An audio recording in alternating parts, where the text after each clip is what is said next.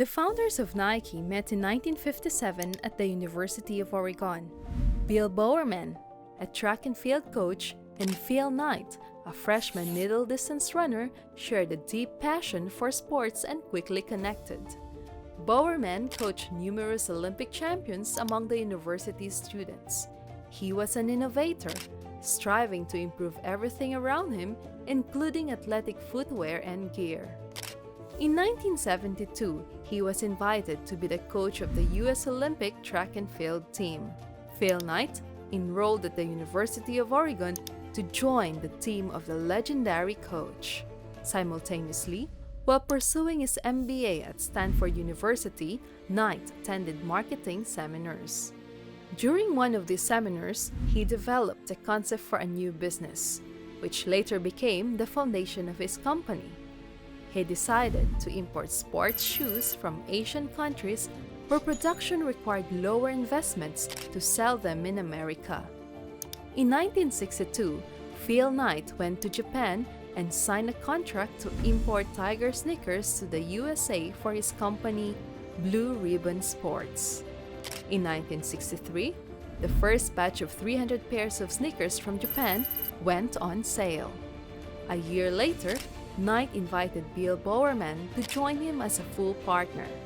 The coach and his former student each invested $500 into the venture and shook hands. Their business relied on personal connections.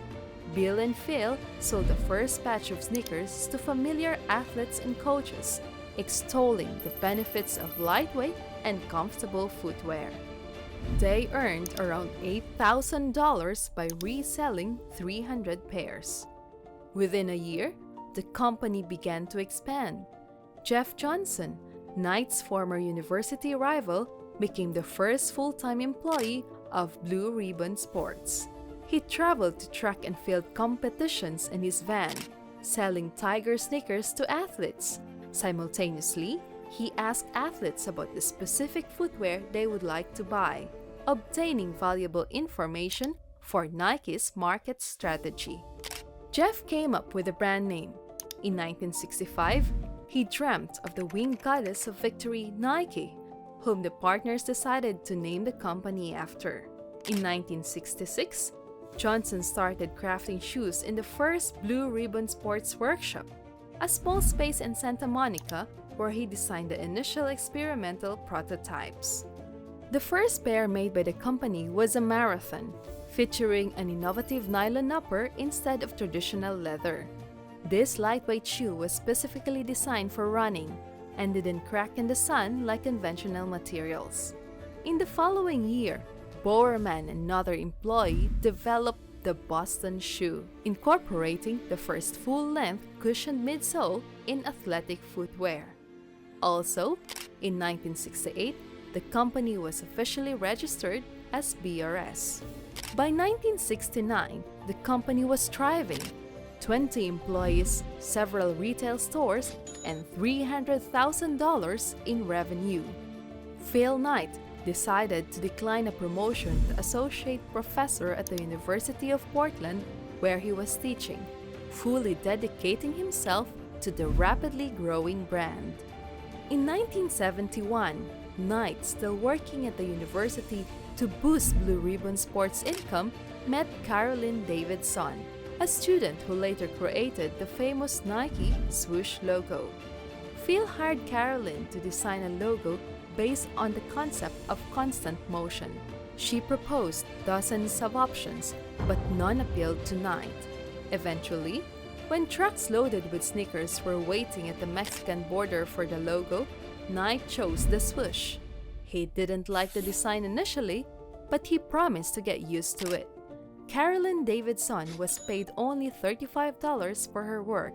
Later, Knight rewarded her by giving her Nike shares and a diamond ring. As the business grew, challenges arose. The Japanese supplier, seeing the brand's rapid growth, offered to buy out Knight's shares and strip BRS of its exclusive distributor rights in the USA. The ultimatum led to lawsuit.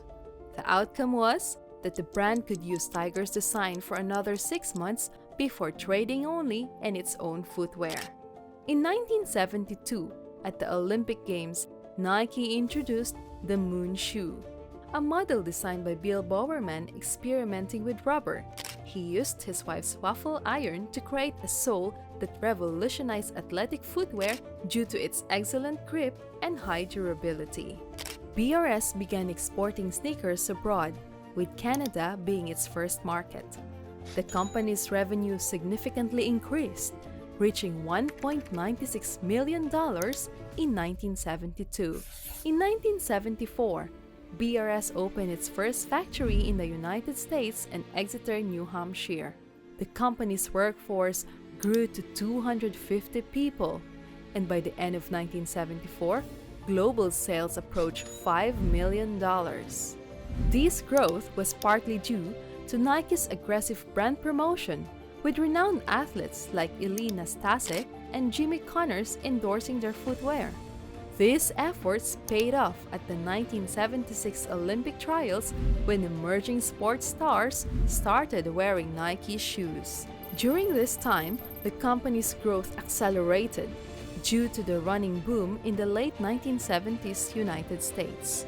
BRS revenue tripled within 2 years, reaching $14 million in 1976, and then doubled to $28 million in 1977. International sales expanded, with markets opening in Asia in 1977 and South America the following year. European distribution networks were established in 1978. In the same year, the company was renamed Nike, and 2 years later, it went public. Nike expanded its product line to include children's athletic footwear and sportswear.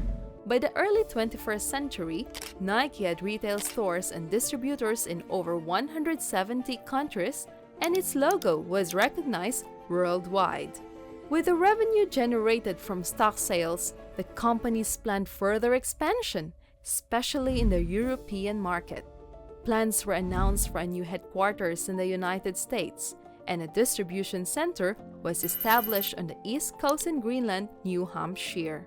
Additionally, Nike acquired a large facility in Exeter, New Hampshire, to house the Nike Sports Research and Development Lab and expand internal manufacturing capabilities. At this point, the company moved its overseas production from Japan to South Korea and Taiwan.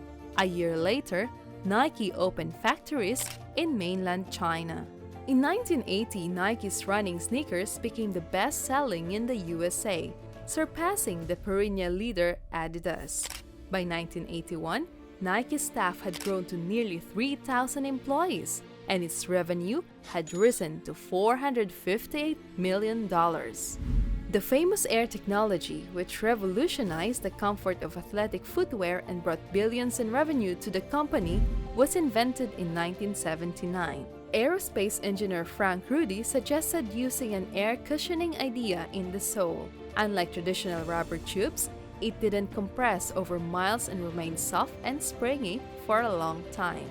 Nike immediately implemented the idea and released professional running shoes priced at $50 per pair. The technology truly made a splash in 1987 with the release of the Air Max collection, featuring a transparent window in the sole revealing the cushioning lining. Nike then introduced another model, the Air Trainer high shoes suitable for both running and training. In 1988, Nike launched the Air Stab model, the world's first sneakers with a stable and lightweight footbridge design. By 1982, Nike's product lineup included more than 200 different types of shoes. Thanks to this, Nike's revenue increased by almost 100% on average each year. The company also developed over 200 different clothing items. By 1983, when Nike reported its first quarterly profit drop, the running boom had reached its peak and begun to decline. Profits continued to fall for the next 3 quarters as the company lost market share, recording a profit of only $7.8 million at the end of August 1984, a loss of $2.2 million 3 months later, and another loss of $2.1 million at the end of February 1985. In response, Nike took several measures to rectify the situation. The company reduced the amount of shoes stored in warehouses and planned to cut the Nike shoe line by 30% over the next 1.5 years. Additionally, the company's management was streamlined, with founder Knight retaking the position of president, which he had relinquished in 1983, in addition to his roles as chairman and CEO. General administrative expenses were also reduced. As part of these efforts, Nike consolidated its research and marketing divisions, losing the facility in Exeter, New Hampshire, and laying off 75 out of 125 factory workers. In total, in 1984, the company laid off about 400 workers. In 1985, Nike's management once again demonstrated an incredible sense for sports talent. Brand signed a contract with Chicago Bulls rookie Michael Jordan. With the arrival of the talented basketball player, much changed with Nike's product design, marketing principles, and assortment. The concept of the new Jordan collection, which included both footwear and clothing, was developed for the first time. Before Nike burst into the basketball scene, Converse sneakers dominated. The new Air Jordans caused a sensation even before their official release. By April 1st, when the sneakers were set to launch widely, stores were already crowded with fans. The buzz was fueled by the fact that Jordan was arrested for wearing Nike's black and red sneakers during NBA games. At that time, all basketball players wore white shoes, so the newcomer stood out prominently. NBA officials fined Michael $1,000 and prohibited him from wearing Nike's sneakers in games. Nike seized this unique opportunity for promotion. The brand paid all of Michael Jordan's subsequent fines, but required him to only play in the famous red and black Air Jordans. With the release of the Nike collection, the world of basketball footwear was forever changed. The first Air Jordans were followed by subsequent models, which were priced at $100 compared to the initial $65. They quickly sold out among fans. By the time the third model was due, it was time for a change. Nike entrusted shoe design to Tinker Hatfield. In 1988, he created the famous Air Jordan 3, which is still considered one of the most beloved basketball sneakers of all time. Nike's leadership's institution proved right. Michael Jordan became the best NBA player, winning 6 championships and becoming the league's top scorer 10 times. He brought immense popularity to the brand, helped open new markets, and skyrocketed sales. In 1997, Jordan became a separated brand and continued to produce footwear, clothing, and accessories. In 1988, the brand launched the iconic Just Do It advertising campaign. It featured famous athletes endorsing specific Nike collections. The brand's inspiring philosophy gained incredible success and revenues soared. Nike once again demonstrated its remarkable intuition. The advertising of sneakers and clothing with air technology coincided with a global fitness and running craze. Thanks to high-quality products and well-thought-out advertising in 1990, the brand became the global leader in sports and fitness apparel and footwear production. By 1995, the company owned about 30% of the US market, significantly surpassing its closest competitor, Reebok, which held a 20% share. Revenues from international sales continued to steadily rise, reaching nearly $2 billion by 1995. In 1994, the company acquired CanStar Sports, the leading producer of skates and hockey equipment in the world, for $400 million. CanStar was renamed Bauer Nike Hockey. 2 years later, Bauer Nike became part of Nike's equipment division, aiming to expand the company's activities and focus on marketing sporting balls, protective gears, eyewear, and watches. During this period, Nike also signed a contract with its next star representative, Tiger Woods. In 1995, at the age of 20, Woods signed a 20-year contract worth $40 million. In 2001, the company shifted its focus to ordinary people's products rather than professional athletes. The company implemented its principles by acquiring Hurley, a corporation specializing in developing surfing clothing and accessories, in 2002. The brand also actively expanded its retail stores for casual wear. The main goal was to guarantee high-level service and offer a wide range of products to suit every taste. The brand continued to expand, and in 2002, it purchased shares of Converse. The former competitor in the basketball sneaker segment became part of the larger Nike family. Another step towards popularizing sports was Nike's collaboration with Apple, which began in 2006. The digital giant introduced a small sensor into Nike sneakers that collected workout data and helped improve results. Later, the collaboration became even more fundamental. Under the joint brand Nike Plus, smartwatches were released, and sport applications for gadgets were developed. Sports became simple and accessible thanks to the brand's innovative developments. The period from 2001 to 2009 was a real boom of innovations in sports styles, clothing, and footwear development. During these years, the company released several iconic models. In 2001, the Shooks collection was introduced, marking a major technological breakthrough since the release of Air sneakers.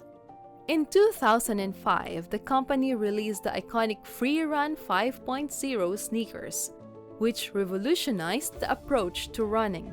The sneakers were developed in collaboration with a physiotherapist to create a barefoot-like effect. In 2006, the Air collection welcomed the Air Max 360 model, with incredible cushioning providing a sensation of running on air. In 2008, the Flywire footwear collection was introduced to the market. These sneakers were known for their remarkable lightweight and durability. In 2009, Nike's introduced Pro Combat, a revolutionary breathable sportswear with protective elements designed for maximum comfort in football, basketball, cricket, and baseball activities. Throughout its history, Nike acquired several clothing and footwear manufacturing companies, some of which were later sold. To refocus on its core business areas, Nike began selling some of its subsidiary companies in the 2000s. Since 2013, Nike has owned two key subsidiaries, Hurley and Converse. In addition to Michael Jordan and Tiger Woods, Nike has signed contracts with Brazilian footballer Ronaldo, Lance Armstrong, Cristiano Ronaldo, and other sports stars. Today, Nike is one of the world's leading sellers of athletic goods.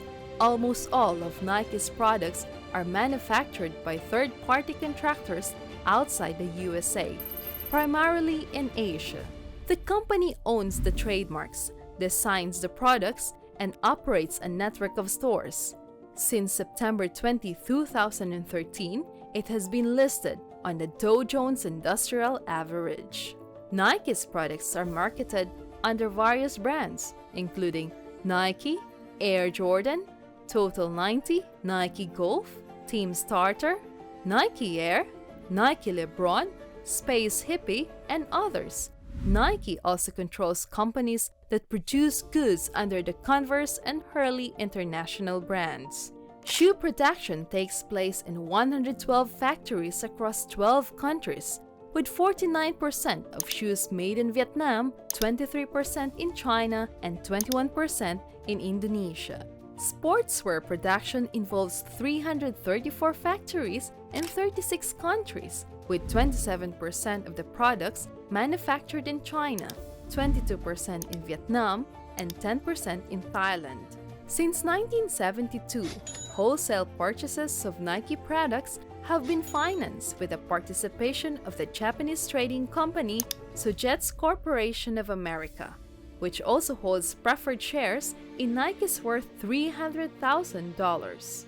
The primary market for sales is the United States, accounting for approximately 40% of sales. The company owns a network of 384 stores in the USA and 768 stores in other countries, more than 2/3 of the products sold to wholesale buyers.